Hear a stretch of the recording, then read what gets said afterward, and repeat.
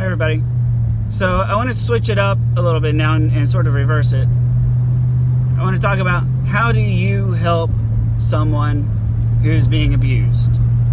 Because we've all talked about helping yourself. How do you help someone who is obviously with a narcissist? You can tell that they are being abused. What do you do? How do you help them? Well, it's kind of a delicate situation, because the saying there's a saying, at least here in Texas where I live, that you can lead a horse to water, but you can't make it drink. Now, for anyone who has never been around a horse or doesn't know what a horse is, or a horse's relationship with water, horse is a really, really big damn animal. And you can lead them, you can ride them, and they're very obedient, but they're also very tall, and well, you can't grab them by the head and drag their head down to the level of water and get them to drink the water. If they don't want to drink, they don't want to drink. And they're a big enough animal where you can't make them, right? And, I can't even really begin to theorize about the history of it, but I imagine it had something to do with, in the frontier days, before they would, be traveling long distances, they'd want to try to hydrate their horse and get their horse to drink, but they couldn't get the horse to drink, and then later on the horse gets dehydrated and dies. But I don't know. Just my thoughts. So what does this mean? This means that as long as somebody's in the cycle of abuse, you've got an uphill battle to get them out, and to not only give them good, sound advice, but then to actually have them follow through is a chore all on its own. You really can't leave them alone for any amount of time, because isolation is the enemy. So if you know somebody who is being abused, step number one is don't leave them alone. Always stay engaged with this person. Most especially when the sun is going down, because there seems to be a relationship, they call it sundowners, where everything's fine during the day, but then when it gets dark, with your circadian rhythm triggers something, and you go from being generally happy and content to being a basket case, right? So somebody who's in an abuse situation, most likely they're going to have some form of sundowner syndrome.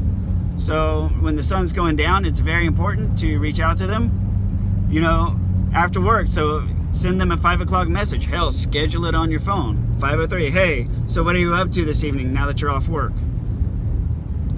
And they say, I don't know, I wasn't planning on doing anything.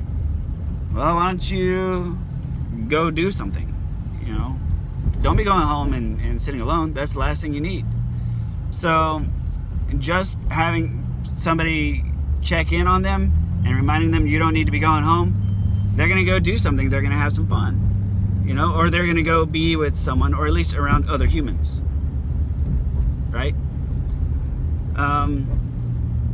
So what else can you do? Well, if they're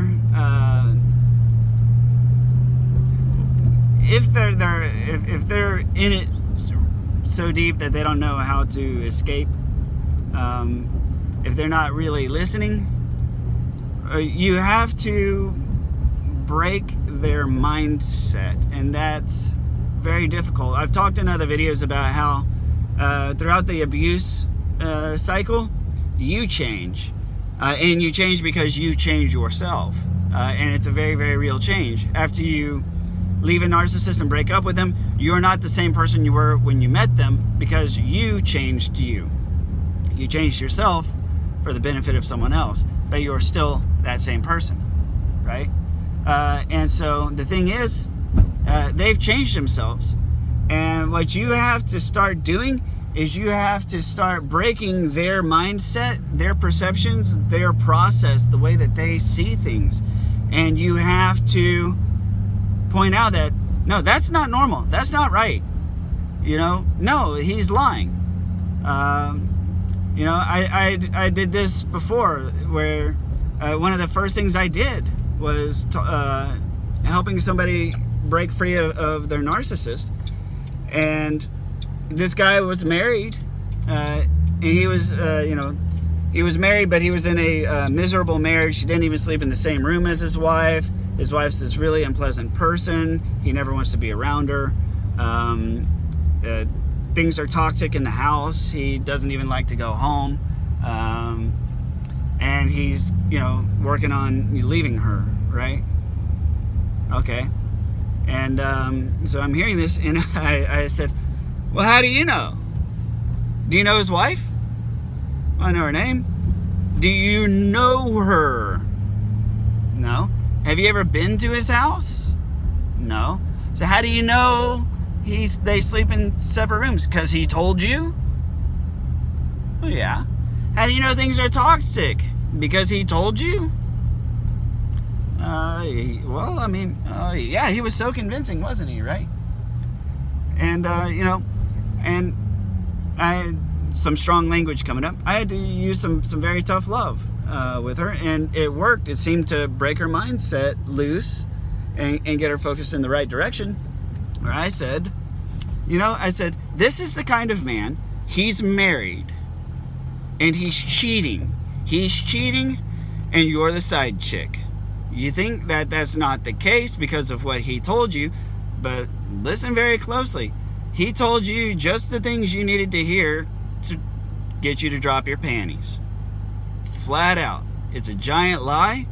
You can Google it. There are forums and chat groups and Facebook groups where all people do is trade tactics on getting girls to put out.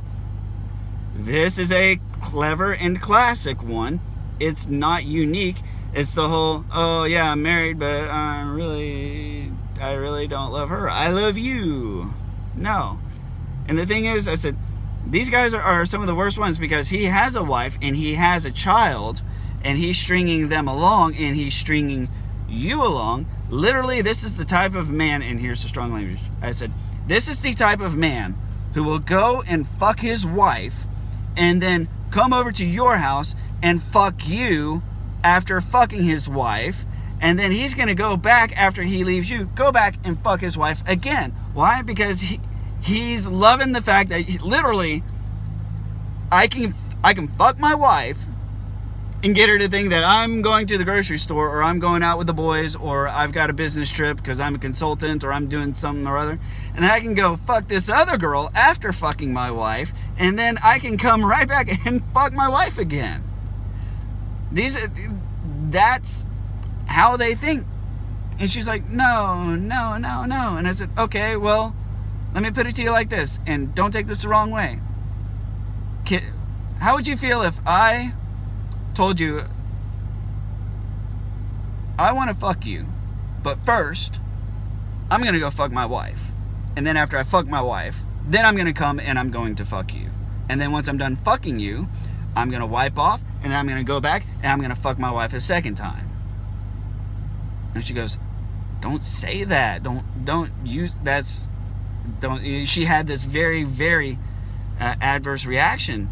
And I said, it's different when it's projected onto somebody else, because that behavior was made to be okay when it's associated to someone else, because of all of the lies and the manipulation tactics that were used against you.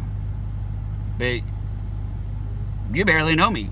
As a matter, I said this shit to her like maybe the second time I ever had a conversation with her, second or third conversation. So very, very new. This is second or third impression. I said, but that's the reality of it.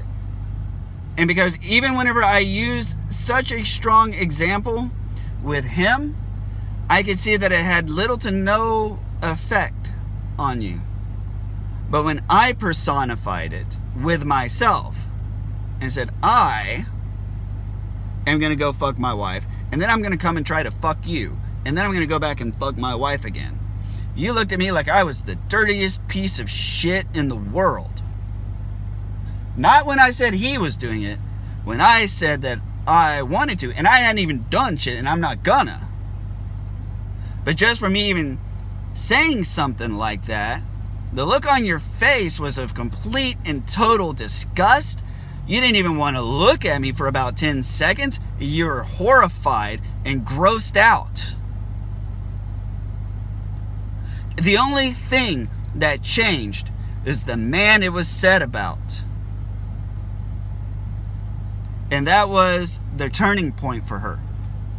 So when you're trying to help somebody and they're still in it and they haven't quite started to see the big picture, if you take the narcissistic behavior, the narcissistic abuse pattern, and project it onto yourself and personify it yourself, they're going to process it as if it's completely new to them. It's a very, very effective strategy. It works very well. It worked very well for this person I was helping.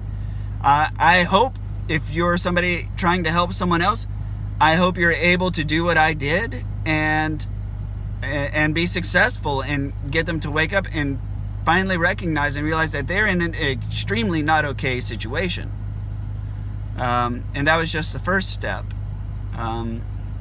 Many other steps followed. So again, to sum it up, if you're going to help somebody, don't leave them alone. If you're going to help somebody, try to ask them to hand over their phone so they're not tempted to reach out to their abuser. If they're stuck too deep into it and if they're still justifying the abuse and rationalizing the abuse, personify the behaviors as yourself. Clue them in that it's an exercise. You don't want to just suddenly start spurting shit like that to somebody who's being abused. Because the first thing you're going to do is trigger them and think, oh my God, it's somebody else trying to abuse me, right? So you got to give them that heads up. And do what you can to separate them from their abuser. Make sure they are not isolated. Make sure they have people around them. Make sure they're not at home. Check up on them in the evenings before it gets dark. And lastly, break their mindset. Break them out of it. Get them out of the cycle. Break them out of that mental jail they're in. We've all been in it.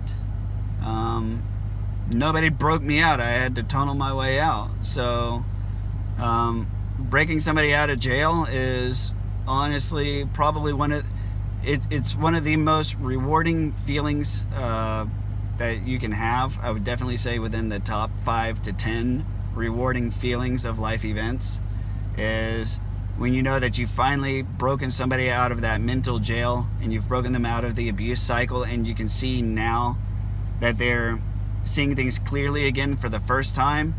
You've given them the red pill and they're woke and they are anxious to move forward with their life. So thank you very much for watching. Please like, comment, or share, and I will see you on the next video.